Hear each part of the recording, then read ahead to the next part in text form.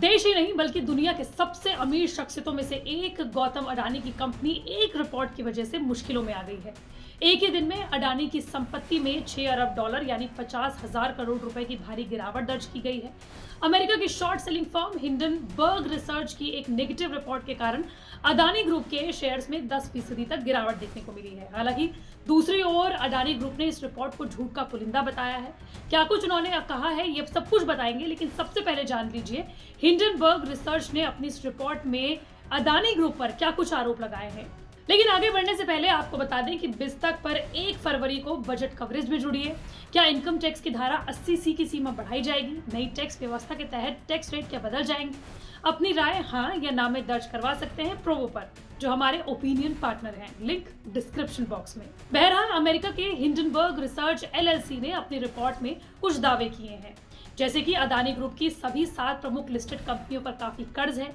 Report में यह भी दावा किया गया है कि उनकी कंपनी के शेयर की कीमत 85% तक गिर सकती है। साथ ही दावा किया गया है कि अडानी ग्रुप खुद अपने शेयर के दाम बढ़ाता है। अडानी ग्रुप पर 2.20 लाख करोड़ रुपए का कर्ज भी इस रिपोर्ट में दावा किया गया है। और ये तो सिर्फ इस रिपोर्ट के प्रमुख बिंदु हैं। दरअसल अमेरिका की इस रिसर्च एजेंसी हिंडनबर्ग रिसर्च ने अडानी ग्रुप पर एक लंबी चौड़ी रिपोर्ट 25 फरवरी को पेश की, जिसमें उसने ग्रुप से 88 सवाल किए हैं, जिसमें अडानी ग्रुप पर शेयरों के साथ जोड़ तोड़ करने, मनी लॉन्ड्रिंग और कंपनियों के पैसे डाइवर्ट करने जैसे आरोप लगाए हैं। रिपोर्ट के आते ही सिर्फ अडानी ग्रुप की कंपनियों के शेयर औंधे मुंह नहीं गिरे हैं, बल्कि बाजार पस्त हो गया। हिंडनबर्ग रिसर्च ने दावा किया है कि अडानी ग्रुप पर 2 साल की रिसर्च के बाद ये पूरी रिपोर्ट तैयार की गई, जिसमें ग्रुप की कंपनियों की छानबीन और 1 दर्जन देशों के ठिकानों की विजिट के बाद इसे तैयार किया गया। इसी रिपोर्ट में गौतम अडानी के बड़े भाई विनोद अडानी पर भी गंभीर आरोप लगाए गए हैं।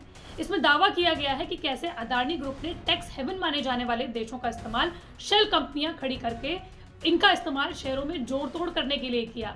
गौतम अडानी के बड़े भाई विनोद अडानी ने दूसरे सहयोगियों के साथ मिलकर मॉरिशस में फंड और डिब्बा कंपनियों के जरिए अडानी के शेयरों में पैसे लगाए। इन शेल कंपनियों का कारोबार से कोई लेना देना नहीं था। विनोद अडानी से जुड़ी ऐसी ही कुछ कंपनी साइप्रस, UAE, सिंगापुर और कैरेबियन कंट्रीज में होने का दावा भी इस रिपोर्ट में किया गया। रिपोर्ट में विनोद अडानी को कई ऑफशोर इकाइयों का सेटलर और डायरेक्टर भी बताया गया है और इन्हीं ऑफशोर फंड्स ने अडानी ग्रुप के शेयर्स में भारी भरकम इन्वेस्ट भी किया है।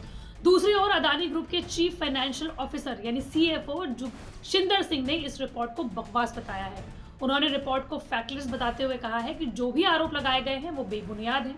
ये रिपोर्ट दुर्भावना से प्रेरित है। हिंडनबर्ग रिसर्च ने हमसे संपर्क करने या मैट्रिक्स को वेरीफाई करने की कोशिश भी नहीं की। ये रिपोर्ट गलत सूचनाओं से भरी हुई है। बहरहाल इसके अलावा हिंडनबर्ग रिसर्च ने अपनी रिपोर्ट में अडानी ग्रुप से कई सवाल किए हैं, जिसमें पूछा गया है कि क्यों गौतम अडानी ने अपने छोटे भाई राजेश अडानी को ग्रुप का MD बनाया, जब उन पर कस्टम टैक्स चोरी, फर्जी इंपोर्ट डॉक्यूमेंटेशन, अवैध कोयला का इंपोर्ट करने का आरोप है। इसके अलावा रिपोर्ट में पूछा गया है कि क्यों गौतम अडानी ने अपने बहनोई समीर वोरा का नाम डायमंड ट्रेडिंग स्कैम में आने के बाद भी अडानी ऑस्ट्रेलिया डिवीजन का उन्हें एग्जीक्यूटिव डायरेक्टर बनाया है। हिंडनबर्ग रिसर्च की रिपोर्ट में अडानी ग्रुप की अकाउंटिंग और कॉर्पोरेट गवर्नेंस पर भी सवाल उठाए हैं। वैसे तो इस रिपोर्ट के आने के बाद अडानी ग्रुप की तमाम लिस्टेड कंपनियों को नुकसान हुआ है, लेकिन सबसे ज्यादा इस रिपोर्ट के आने के बाद नुकसान हुआ है अंबुजा सीमेंट्स के शेयर को। इसमें 9.6% की गिरावट आई है। इसके अलावा ACC, Adani ports, Adani power और अडानी ट्रांसमिशन में भी कम से कम 5% गिरावट रही। अडानी ग्रुप ने हाल ही में मीडिया कंपनी NDTV को खरीदा था, इसमें भी 5% गिरावट देखने को मिली है। आपको बता दें कि हिंडनबर्ग रिसर्च की ये रिपोर्ट तब आई है जब अडानी ग्रुप इस हफ्ते 20,000 करोड़ की फॉलो ऑन ऑफर यानी FPO लाने की कोशिश कर रहा है। इससे जुटी रकम को वो अपने नए सेक्टर्स में निवेश के लिए इस्तेमाल करने वाला है। हालांकि इस रिपोर्ट के आने के बाद अडानी ग्रुप की मुश्किलें बढ़ गई हैं। बता दें कि फोर्ब्स की रियल टाइम बिलियनियर लिस्ट के मुताबिक अडानी की नेटवर्थ में एक दिन में 5.9 अरब डॉलर की गिरावट दर्ज की गई है।